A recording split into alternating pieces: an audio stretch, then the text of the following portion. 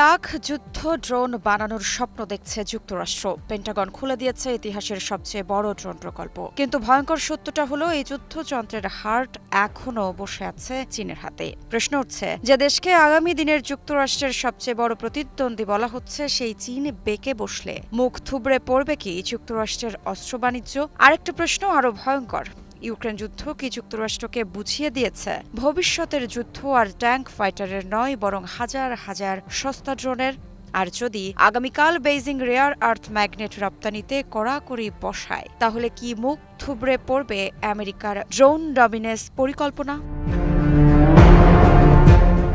তবে আন্তর্জাতিক অঙ্গনে একটা প্রশ্ন বারবার ঘুরে ফিরে আসছে, আর তা হলো, কেন যুক্তরাষ্ট্র হঠাৎ ড্রোন নিয়ে এত মরিয়া? কেন চীনের রেয়ার আর্থ ছাড়া আধুনিক যুদ্ধ প্রায় অচল? এবং কেন ওয়াশিংটনের সবচেয়ে বড় সামরিক দুর্বলতা এখন লুকিয়ে আছে বেইজিংয়ের খনির নিচে? ইউক্রেন যুদ্ধ শুধু রাশিয়া ইউক্রেনের সীমান্ত বদলায়নি, বদলে দিয়েছে পুরো বিশ্বের যুদ্ধের ধারণা। যে যুদ্ধ একসময় নির্ভর করত ট্যাঙ্ক, মিসাইল আর যুদ্ধ বিমানের ওপর, সেই যুদ্ধ এখন অনেকটাই নির্ভর করছে ছোট, দ্রুত এবং তুলনামূলক সস্তা ড্রোনের উপর। মাত্র কয়েকশো ডলারের ড্রোন ধ্বংস করে দিচ্ছে কোটি ডলারের ট্যাঙ্ক। ফ্রন্টলাইনে সৈন্যের আগে এখন উঠছে ক্যামেরা আর বিস্ফোরক বহনকারী ড্রোন।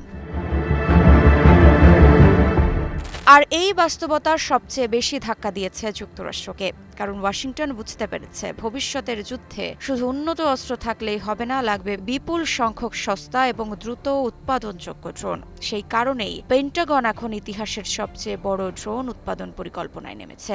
লক্ষ্য ২০২৮ সালের মধ্যে ৩০,০০০ থেকে বাড়িয়ে ৩ লাখেরও বেশি ওয়ান ওয়ে অ্যাটাক ড্রোন তৈরি করা।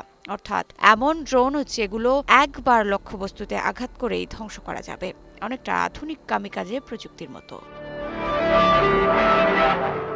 কিন্তু এখানেই শুরু আসল সমস্যা।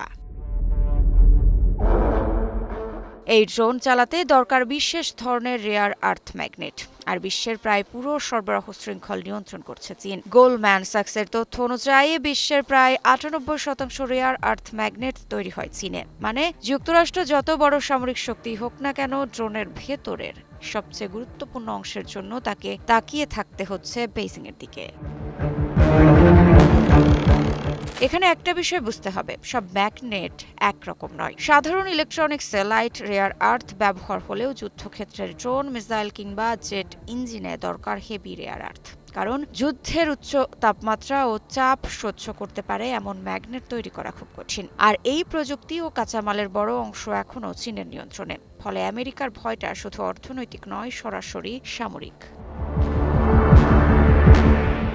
বিশেষজ্ঞদের মতে যুক্তরাষ্ট্রের বিপুল পরিমাণ অস্ত্র ব্যবস্থার অন্তত ৮০,০০০ যন্ত্রাংশ কোনো না কোনোভাবে চীনা রেয়ার আর্থের উপর নির্ভরশীল।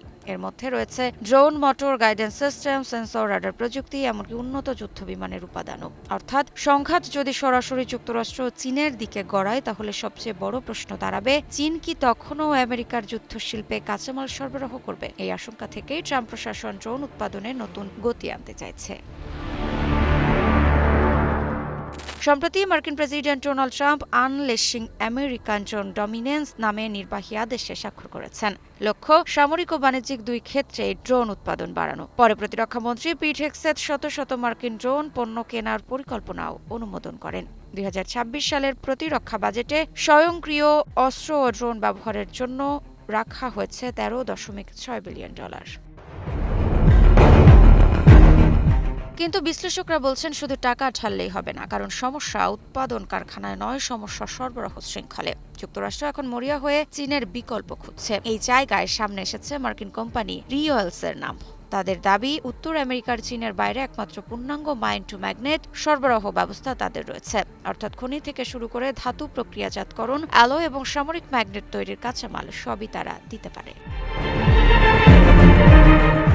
তবে বাস্তবতা হলো, এই সক্ষমতা এখনো চীনের সমকক্ষ নয়। কারণ চীন শুধু খনি নিয়ন্ত্রণ করছে না, তারা বছরের পর বছর ধরে পুরো রেয়ার আর্থ শিল্পকে কৌশলগতভাবে নিজেদের হাতে গড়ে তুলেছে।